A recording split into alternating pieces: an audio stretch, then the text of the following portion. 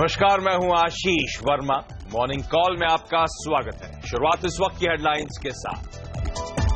अमेरिकी राष्ट्रपति चुनाव में ट्रंप और हिलेरी में कांटे की टक्कर से बाजार सहमे। डाउ 100 पॉइंट से ज्यादा टूटा। S&P 500 4 महीने के निचले स्तर पर फिसला। एशियाई बाजारों में भी कारोबार की कमजोर शुरुआत। बाजारों की नजर अब यूएस फेड के फैसले पर। SGX निफ्टी 0.5% से ज्यादा नीचे। रतन टाटा ने की मिस्त्री के साथ चिट्ठी वॉर खत्म करने की कोशिश। कर्मचारियों को लिखा, मिस्त्री को निकालने का फैसला कठिन मगर बेहतर भविष्य के लिए था जरूरी।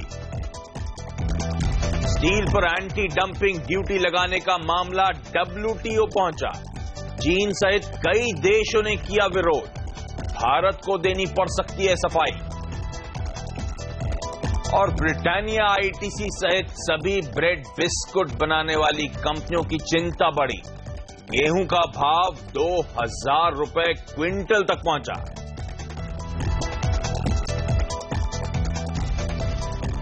और कमजोर संकेत हैं, वो आपकी स्क्रीन्स पर आएंगे। दो दिक्कतें इस समय ग्लोबल बाजारों के सामने और दोनों यूएस से इस समय। अगले हफ्ते मंगलवार को यूएस प्रेसिडेंशियल इलेक्शंस होने हैं, वो चुनाव होना है।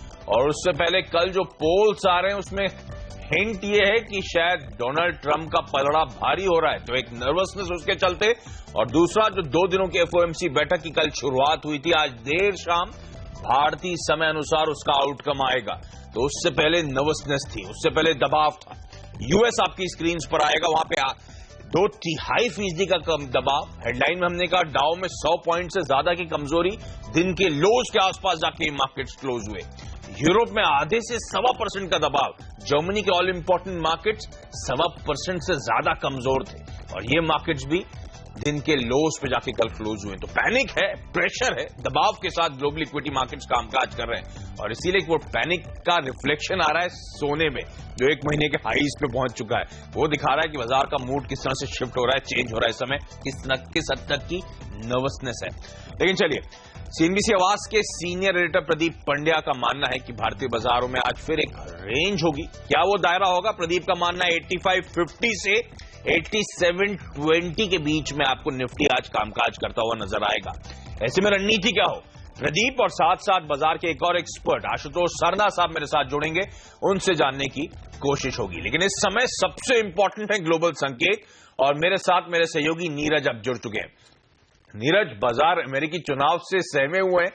ट्रंप की अब लोकप्रियता बढ़ती हुई नजर आ रही है। ऐसे में क्या निकल के आया उस पोल में? जी हाँ, बिल्कुल। एक सरप्राइजिंगली जब से ये FBI ने कहा है कि वो नई ईमेल जो है हिलेरी क्लिंटन की, उनकी जांच करेगा, उसके बाद से अचानक से पूरा मामला पलटा और ट्रंप लीड करते हुए दिखे। कल शाम को जो लेटेस्ट पोल है वॉशिंगटन पोस्ट और ABC का, उसमें 46% ट्रंप के पक्ष में जाता है और 45 हिलेरी के। तो 1 पॉइंट की लीड है, जो कल 1 पॉइंट तक वो नीचे थे, इससे पहले वो 12 पॉइंट नीचे खिसक गए। तो ये जो अचानक से एक एज मिला है ट्रंप को, ये बाजार की सबसे बड़ी चिंता है। इसीलिए आप देखिए दुनिया भर के बाजार, केवल अमेरिका ही नहीं, बाकी बाजारों में भी इसके ट्रिमर्स, इसको महसूस किया जा रहा है कि ट्रंप के आने का मतलब क्या है। वो चाहे गोल्ड हो, इक्विटी हो, बॉन्ड हो, सारे बाजारों में इसका असर देखा जा रहा है। और अब जैसे जैसे नजदीक पहुंचते जा रहे हैं आप, तो आप देखेंगे ये और इंटेंस होगा। हालांकि जो नेशनल मीडिया है वहां की, वो अभी भी इस चीज को प्रेजेंट करती है कि हिलेरी का पलड़ा भारी है और लोग सेंसिबली वोट करेंगे। लेकिन आपने देखा होगा दुनिया भर में जो लीडिंग मीडिया होता है, वो पिछले कुछ सालों में बुरी तरीके से गलत पड़ा है, क्योंकि ग्राउंड पे सेंस दूसरा होता है। तो ये जो ट्रंप की लीड है, ये बहुत कुछ कहती है। और इस पोल का ग्लोबल मार्केट्स पे किस हद तक असर देखने को मिला है? नेट मेरे लिए आज संकेत कैसे हैं? देखिए, संकेत काफी कमजोर कहेंगे आप, क्योंकि यूएस का मार्केट कमजोरी के साथ बंद हुआ, डेज लो बंद हुआ। डाउ जोन्स एक समय 18,000 के नीचे चला गया था, वो सिग्निफिकेंट है।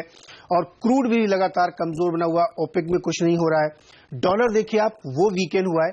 गोल्ड देखिए उसके अगेंस्ट, जो माना जा रहा है कि गोल्ड ऊपर जाना चाहिए, तो वो गया 1300 के आसपास पहुंच गया, जो 1 मंथ का ऊंचा स्तर है। मैक्सिको का मार्केट देखिए, जिसके खिलाफ ट्रंप हमेशा बोलते रहे हैं, वो तेजी से कमजोर हुआ है। तो चूंकि ऐसा लग रहा है कि ट्रंप आएंगे तो वो होगा। डॉलर कमजोर, इक्विटी मार्केट कमजोर, गोल्ड स्ट्रांग, क्रूड कमजोर, तो यानी संकेत सब तरफ से जो आ रहे हैं वो नेगेटिव वाले हैं। बॉन्ड मार्केट में भी इसके असर देखे जा रहे हैं, बॉन्ड यील्ड बढ़ती जा रही है क्योंकि फेड की जो बैठक का आउटकम आज आने वाला है उससे ये इंडिकेशन आपको मिलेगा कि दिसंबर का फैसला किधर होगा, और बहुत क्लियर कट होगा। आज की बैठक से ये साफ हो जाएगा कि दिसंबर में रेट हाइक होगी या नहीं होगी। तो कुल मिला के संकेत आशीष कमजोरी के हैं। ओके, कमजोर संकेत, यूएस इलेक्शंस, और दूसरा जो नीरज हाईलाइट करते हैं एफओएमसी की बैठक। ज्यादातर लोग मानते हैं इस बार तो नहीं, दिसंबर में रेट हाइक होगा, लेकिन इस बार का स्टेटमेंट बेहद इंपॉर्टेंट होगा। एग्जैक्टली एक साल पहले पिछले साल नवंबर में जो फेड का स्टेटमेंट आया था ऐसी मीटिंग के बाद, उसमें क्लियर कट इंडिकेशंस थे कि दिसंबर में रेट हाइक होगा, और 9 सालों बाद फेड ने फाइनली दिसंबर में पिछले साल रेट हाइक करा था। और आज एग्जैक्टली एक साल बाद वो फिर से स्टेटमेंट बहुत इंपॉर्टेंट होगा, उसकी लैंग्वेज बहुत इंपॉर्टेंट होगी। क्या वो इंडिकेशंस क्लियर कट आते हैं फेड की तरफ से अगले महीने एक रेट हाइक के? तो उससे पहले भी नर्वसनेस दोनों ही रीजन से है इस समय। तो जहां तक भारतीय बाजारों की बात है, ये जो नर्वसनेस ग्लोबल इक्विटी मार्केट्स में वो हमारे यहाँ भी बिल्कुल हूबहू नजर आई। कल बहुत अस्थिरता थी, वोलेटिलिटी के साथ कामकाज हुआ। ग्लोबल क्यूज के तर्ज पर हमने फ्लैट ओपनिंग करी, उसके बाद दोपहर के दौरान डाउ फ्यूचर से अच्छे इंडिकेशंस आ रहे थे, तो हमने खरीदारी आती हुई देखी भारतीय बाजारों में। पर जाते जाते वो पूरे गेन्स वाइप आउट हो गए। ऊपरी स्तरों से तो हम ऑलमोस्ट 40-45 पॉइंट नीचे जाके निफ्टी ने फाइनली एकदम फ्लैट क्लोजिंग दिखाई है। और जो हम डिफेंसिव पॉकेट कहते हैं, आईटी, एफएमसीजी, फार्मास्यूटिकल्स, इन सब में प्रेशर था। इनफैक्ट बैंक निफ्टी भी 1/3% कमजोरी के साथ कल कामकाज कर रहा था। और ट्रेंड वही है एफआई डीआईआईस का। एफआईएस की तरफ से फिर बिकवाली, डीआईआईस की तरफ से फिर खरीदारी। हालांकि क्वांटम कमिटमेंट कम है। एफआईएस की तरफ से 124 करोड़ रुपए के आसपास की बिकवाली का नंबर, और घरेलू संस्थागत निवेशकों ने कल ऑलमोस्ट 200 करोड़ रुपए के आसपास की कैश मार्केट में बाइंग करी है। लेकिन आज का सेशन कैसा पैन आउट होगा? जब नीरज हाईलाइट करें ग्लोबल संकेत बेहद कमजोर है, अच्छी खासी नर्वसनेस है, तो ऐसे में मेरे लिए रणनीति क्या हो? सीएनबीसी आवाज के सीनियर एडिटर प्रदीप पंड्या मेरे साथ जुड़ रहे हैं। प्रदीप भाई, गुड मॉर्निंग। ग्लोबल पिक्चर तो खराब आ रही है, ऐसे में रणनीति क्या होगी? लोकल पिक्चर इतनी खराब नहीं है, लेकिन ग्लोबल नर्वसनेस का असर तो होगा। और जैसे कि अभी नीरज हाईलाइट कर रहे थे, आप देखिए, जब कोई अरविंद केजरीवाल, कोई आउटसाइडर आता है ना, तो सारे पोल्स गलत पड़ते हैं और सारे पंडित परेशान होते हैं। अमेरिका की हिस्ट्री में एक बार पोल्स बुरी तरह गलत पड़े थे, जब एक film star Ronald Reagan Richard Nixon के सामने खड़े हुए थे। तो इसी तरह से ट्रंप भी, चूंकि एक आउटसाइडर हैं, इसलिए उनको मैप करना थोड़ा मुश्किल है। और इस समय ट्रेडर्स यही मान के चल रहे हैं कि आउटकम आने के बाद ही वो ट्रेड करेंगे कि हिलरी के पक्ष में पॉजिटिव जाना है या ट्रंप को देखते हुए मार्केट में बेचना है। अभी फिलहाल इमीडिएट एक्शन देखने को मिले ऐसी उम्मीद कम है। और आप देखिए, कल एफआईआईस का ओवरऑल डेटा जो है वो न्यूट्रल किस्म का ही है, कोई बहुत नेगेटिव नहीं है। स्टॉक फ्यूचर्स में बाइंग दिखने को मिली है, अगर इंडेक्स में बिकवाली हुई है तो। कैश में बहुत छोटा फिगर है। तो इसको देखते हुए मुझे ये लगता है कि मार्केट के लिए नीचे की तरफ 8,500 का स्तर अभी भी महत्वपूर्ण है। लोकल ट्रेडर्स ये मान के चल रहे हैं कि 8,500 के आसपास आएगा तो एक बार शॉर्ट कवर करेंगे, और वहां पर थोड़ी बाइंग भी स्पेसिफिक आपको देखने को मिल सकती है। हो सकता है आज आपको 8,500 ना दिखे, आज की रेंज 8,550 और 8,620 के बीच में घूमते हुए फिर रह जाएं, क्योंकि बहुत फोर्सफुली एक डायरेक्शन निफ्टी नहीं दिखा रहा है और दोनों तरफ की खबरें आती है, कुछ ट्रेडिंग उसके हिसाब से होती है। अब मार्केट इस सिचुएशन को, इस असमंजस को फैक्टर इन कहां कर रहा है? मुझे लगता है आपको इंडिया विक्स पे नजर रखनी चाहिए, जो 14 के नीचे जा रहा था, 15 की तरफ बढ़ रहा है। तो पहले सीरीज की शुरुआत में हम ये स्ट्रैटेजी देख रहे थे, पॉपुलर हो रही थी मार्केट में, कि पहले हफ्ते के लिए, यानी जब तक इलेक्शन नहीं होते, आप ऑप्शन बेच कर चलिए। चाहे तो एट द मनी ऑप्शन बेच दीजिए, जहां करीब 250-250 रुपए मिल रहे थे, यानी आप 250 पॉइंट ऊपर नीचे हेज हो गए। या फिर आप अगर कम रिस्क लेना चाहते हैं तो 200 पॉइंट ऊपर 200 पॉइंट नीचे के ऑप्शंस बेच के चलिए। लेकिन वो स्ट्रैटेजी पे जिस तरह से लोग ये मान रहे थे कि टाइम वैल्यू खाने का मौका मिलेगा, हो सकता है इस अनिश्चितता के चलते उतना मुनाफा वहां ना आए, और धीरे धीरे ऊपर और नीचे दोनों तरफ के कॉल और पुट लेकर चलने की रणनीति आपको इम्प्लीमेंट होती हुई नजर आ सकती है। तो आज के दिन मार्केट में कितनी अनिश्चितता है, ये ट्रैक करने के लिए मैं एक तो इंडिया विक्स पे नजर रखूंगा, और दूसरे में ये देखूंगा कि थोड़ा out of the money call और पुट में कितना एक्शन हो रहा है, क्योंकि वो अंदाजा देगा कि अब ट्रेडर्स कितना हेजिंग के मूड में आ गए हैं और कितनी बड़ी वॉलेटिलिटी दरअसल वो देख रहे हैं। सरप्राइज के लिए मार्केट कितना तैयार हो रहा है।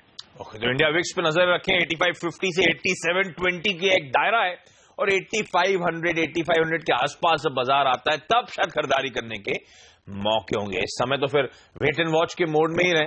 ग्लोबली जो प्रेशर है उसका रिफ्लेक्शन यहाँ इंडियन इक्विटी मार्केट में भी आपको देखने को मिलेगा। लेकिन बाजार पे एक और expert of max growth capital के आशुतोष सरना मेरे साथ जुड़ रहे हैं। आशुतोष, चार्ट्स की आपकी रीडिंग क्या कहती है? आज के लिए निफ्टी पर रणनीति क्या होगी? Very good morning Ashish ji. Ashish ji, chart पर रीडिंग तो यही है कि 8550 एक स्टॉप लॉस यहाँ पे नजर आता है, जहाँ पे सपोर्ट बनी हुई है अभी भी निफ्टी पे। पर मुझे लगता है कि थोड़ी सी अनसर्टेनिटी जरूर है, वॉल्यूम्स कम है मार्केट में, थोड़ा सा यहाँ पे कॉशियस ट्रेडिंग करने की जरूरत है। रेंज रहेगी 8550 8660। तो इसी रेंज में मुझे लगता है कि डाउनसाइड अगर मार्केट खुलती है यहाँ पे 80-90 पॉइंट नीचे, तो 8550 के आसपास अगर ओपनिंग होती है तो यहाँ पे स्टॉप लॉस रख के बाइंग की जा सकती है।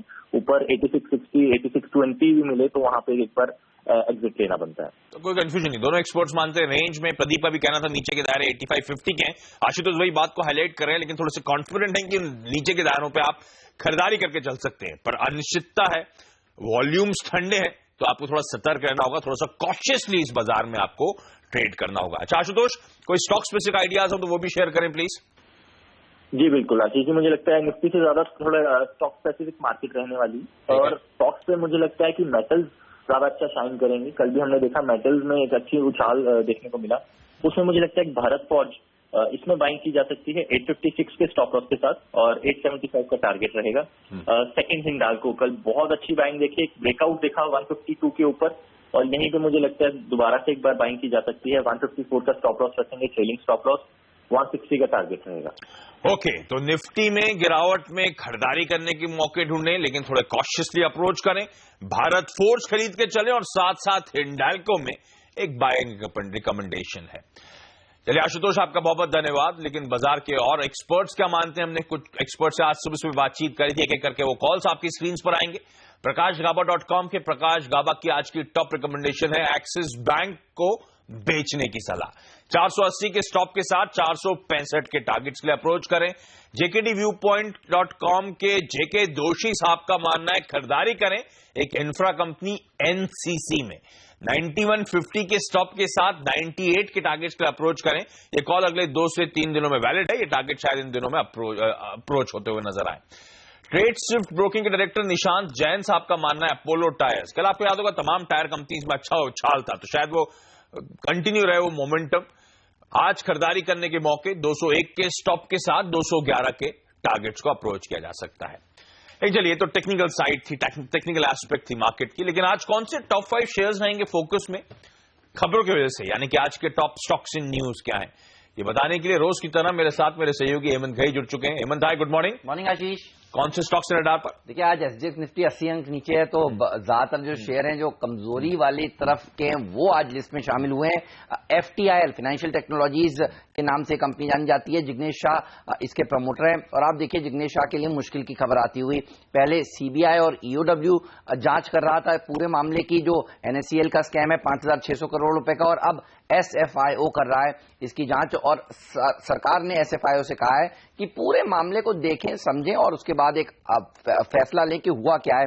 आपको याद होगा जुलाई 2013 में ये गड़बड़ी हुई थी, जब इन्वेस्टर्स के पैसे नहीं लौटाए गए थे और ये एक्सचेंज चलाने वाली कंपनी घेरे में आई थी। जिग्नेश शाह को कई बार जेल भी जाना पड़ा, एक दिवाली तो उनकी पूरी जेल में ही बीती है, लेकिन अब तक कोई फैसला नहीं निकल कर आया है। तो ब्रोकर्स के साथ किस तरह का नेक्सस है, जिन एंटिटीज ने डिफॉल्ट किया था करीब 20 के आसपास, इन सब की जांच अब SFIO करने वाला है। तो ये खबर फाइनेंशियल टेक्नोलॉजीज के लिए नेगेटिव मानी जाएगी। डाबर के लिए एक अच्छी खबर आती हुई, अफ्रीका की एक कंपनी है जो हेयर क्रीम बनाने का कामकाज करती है, उसको इन्होंने एक्वायर किया है। तो CTL ग्रुप की ये कंपनी है। और अब आप देखिए, पहले गोदरेज कंज्यूमर्स की तरफ से इस तरह की खबरें आती थी कि अफ्रीका में वो अपनी पैठ बना रहे हैं, अब डाबर की तरफ से ये खबरें आती हुई, और जनरली हमने देखा है इस तरह की खबरों को बाजार पॉजिटिवली लेता है। तो डाबर के लिए अच्छी खबर। MCX, आपको याद होगा कि सेबी ने 28 सितंबर को मंजूरी दे दी है MCX को और कमोडिटी एक्सचेंज को कि वो ऑप्शंस में ट्रेड शुरू कर सकते हैं। अब खबर ये आ रही है कि एग्रीकल्चर सेगमेंट में, नॉन एग्री सेगमेंट में ये सबसे पहले शुरू करने वाले हैं ऑप्शंस, और गोल्ड में पहला ऑप्शन हो सकता है। इस तरह की बाजार अटकलें लगा भी रहा था, क्योंकि सोने में ज्यादा ट्रेड्स देखने को मिलते हैं, तो ऑप्शंस में वहां पर लोग हेज भी करना चाहेंगे अपनी पोजीशंस को, तो ऑप्शंस में सोने का ऑप्शंस जल्द आता हुआ नजर आएगा। अच्छी खबर एमसीएक्स के लिए, ब्रिटानिया और आईटीसी के लिए खराब खबरें आ रही हैं। देखिए, जो वीट है, जो रॉ मटेरियल है, उसकी कीमतें बढ़ रही हैं और ऑल टाइम हाई 2000 रुपए प्रति क्विंटल ये पहुंच गई हैं, तो इनके इनपुट कॉस्ट बढ़ेगी, मार्जिन्स पर असर पड़ेगा। अगर इन्होंने अपने बिस्किट्स महंगे नहीं किए तो जाहिर सी बात है आईटीसी और ब्रिटानिया में दबाव देखने को मिल सकता है। और कोल इंडिया के लिए भी खराब खबर, जो अक्टूबर में प्रोडक्शन हुआ है वो घटकर हुआ है, और ऑफटेक भी देखिए उसमें कमी देखने को मिली है, तो कोल इंडिया में भी आज थोड़ा दबाव देखने को मिल सकता है इन नेगेटिव खबरों के चलते। ओके, तो तमाम वो स्टॉक्स हैं जो आज फोकस में रहेंगे, फाइनेंशियल टेक्नोलॉजीज, आईटीसी, ब्रिटानिया, कोल इंडिया जैसे स्टॉक्स के लिए बुरी खबरें आती हुई और डाबर के एक्विजिशन के चलते फोकस में रहेगा, और एमसीएक्स के लिए अच्छी खबरें कि वो गोल्ड ऑप्शन शायद वो जल्द लॉन्च होते हुए नजर आए। लेकिन चलिए यहां पे एक छोटा सा ब्रेक। मैंने कहा था जितना इक्विटी में एक्शन उतना ही कमोडिटीज में देखने को मिल रहा है। कच्चा तेल दबाव में है और सोने में हम देख रहे हैं खरीदारी होती हुई ग्लोबली। तो क्या इसी ट्रेंड को फॉलो करूं और सिमिलर रणनीति आज बना के चलूं, जानने की कोशिश होगी इस छोटे से ब्रेक के बाद।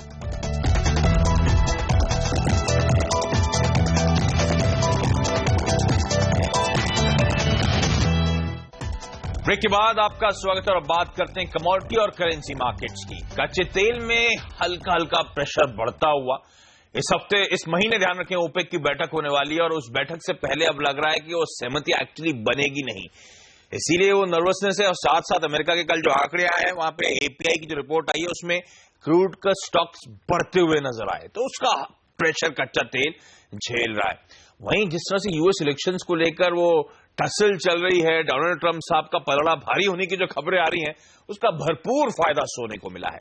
एक महीने के हाईस पे इंटरनेशनल मार्केट्स में सोना कामकाज करता हुआ। ऐसे में आज के लिए रणनीति क्या हो, कार्वी कॉर्पोरेट की प्रिया चौधरी अब मेरे साथ जुड़ी हैं। प्रिया जी हाय, गुड मॉर्निंग, शुभ दीपावली आपको मैम। क्या करूं, सोने को खरीद डालूं? अभी भी एक अनसर्टनिटी बनी हुई है, तो क्या और अपसाइड्स देखने को मिलने वाले हैं मैम? गुड मॉर्निंग आशीष, आपको भी दिवाली की बधाई हो। अगर गोल्ड की बात करें तो मुझे लगता है कि आज भी गोल्ड में बाई ही रहेगा। 3225 का लेवल मिले तो वहां से बाय करें, स्टॉप लॉस 3185 का मेंटेन करें और टारगेट 3350 का रखें। जिस तरह आपने अभी बताया कि यूएस में प्रेसिडेंशियल इलेक्शन की वजह से मार्केट में अनसर्टेनिटी बनी हुई है, मुझे लगता है कि उसका फायदा आज गोल्ड को मिलेगा। वहीं दूसरी तरफ कल हमने बुलियन के प्राइस में अच्छी रिकवरी देखने को मिली, क्योंकि इन्वेस्टर अभी भी फेडरल रिजर्व पॉलिसी मीटिंग के आउटकम का वेट कर रहे हैं, तो इस सब का फायदा मुझे लगता है कि आज गोल्ड को मिलेगा, इसलिए मेरी आज बाय की ही स्ट्रेटजी रहेगी। और गोल्ड में बाय करने के साथ साथ क्या चांदी में भी सिमिलर मूव एक्सपेक्ट करूं? जी, मुझे लगता है कि चांदी में भी आज बाय ही देखने को मिलेगा। 43,450 का लेवल मिले तो वहां से बाय करें, स्टॉप लॉस 43,275 का मेंटेन करें। अच्छा, ये क्रूड जो अच्छा खासा उछाल दिखा चुका था, अब ऑलमोस्ट क्या सर्टेन होता जा रहा है कि ओपेक की बैठक में कुछ निकल के नहीं आने वाला, और यहाँ से प्रेशर क्या माउंट होगा मैम? जी, मुझे लगता है कि जिस तरह से ओपेक की तरफ से प्रोडक्शन लेवल बढ़ा हुआ है, उससे प्रोडक्शन कट के चांसेस कम होते दिख रहे हैं। और कल जो आज एपीआई इन्वेंट्री है उसमें भी क्रूड का स्टॉक बढ़ता दिख रहा है, तो मुझे लगता है कि इस सब की वजह से फंडामेंटल में अभी कोई भी बदलाव नहीं, सप्लाई और डिमांड सिनेरियो सेम बना हुआ, सप्लाई ज्यादा है और डिमांड कम है। तो आज मुझे लगता है कि क्रूड में सेलिंग की स्ट्रेटजी रखनी चाहिए। 3120 का लेवल मिले तो वहां से सेल करें, स्टॉप लॉस 3050 के आसपास, टारगेट 3050 का रखें और स्टॉप लॉस 3155 का मेंटेन करें। और इन सब के बीच में रुपया कैसा कामकाज करेगा, वहां पे कोई स्ट्रेटजी होगी मैम? जी, मुझे लगता है कि आज रुपया थोड़ा मजबूत होगा। जिस तरह से ये एफओएमसी की मीटिंग हो रही है उसकी वजह से डॉलर वीक है, जिसका फायदा आज रुपये को मिलेगा। तो 66.75 का लेवल मिले तो वहां से सेल करें, टारगेट 66.60 का मेंटेन करें और स्टॉप लॉस 66.84 का रखें। ओके, वैसे इस बीच डॉलर इंडेक्स आपकी स्क्रीन पे आना चाहिए, थोड़ा प्रेशर जरूर देखने को मिला होगा, लेकिन डॉलर में लगातार स्ट्रेंथ देखने को मिली है। 9770 के लेवल्स पे 100.5 तो मेरे ख्याल से साल के हाईज थे, तो 91, 92 के लोज से अब डॉलर इंडेक्स में अच्छी खासी मजबूती के साथ कामकाज होता है। वो स्ट्रैटेजी जो प्रिया जी ने सुझाई थी मैं आगे रिविजिट करूंगा, लेकिन उससे पहले आज की इवेंट्स कैलेंडर पर नजर डाल लीजिए। रिजल्ट्स के लिहाज से आज फिर से कई सारी mid cap small cap companies आपके रडार पर रहनी चाहिए। Taj GVK, TVS electronics, Awadh sugar, Sterlite technologies, IL&FS engineering, Sundaram fasteners, HT media, ये वो तमाम कंपनीज हैं जो आज अपने तिमाही रिजल्ट्स घोषित करेंगी। इनके अलावा रक्षा मंत्री मनोहर पर्रिकर साहब उड़ी ब्रिगेड का दौरा करेंगे और टेक्सटाइल मंत्री नेशनल हैंडीक्राफ्ट फेयर का उद्घाटन करेंगी। तो ये सब वो इंपॉर्टेंट इवेंट्स हैं। सबसे इंपॉर्टेंट तो खैर आज शाम को इक्विटी मार्केट के लिहाज से FOMC मीट का जो देर शाम बाजार बंद होने के बाद वो आउटकम आएगा। लेकिन चलिए अभी एक छोटा सा ब्रेक लूंगा और ब्रेक के बाद एक बार फिर से तमाम स्ट्रैटेजीज को रिविजिट करेंगे।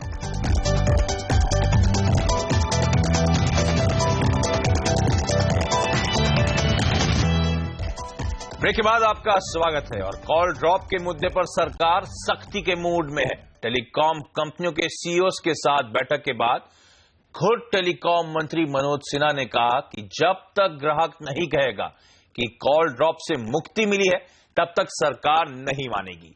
उन्होंने साफ किया है कि कॉल ड्रॉप पर पेनाल्टी के लिए आगे भी कुछ करना पड़ा तो उस पर कदम जरूर उठाया जाएगा।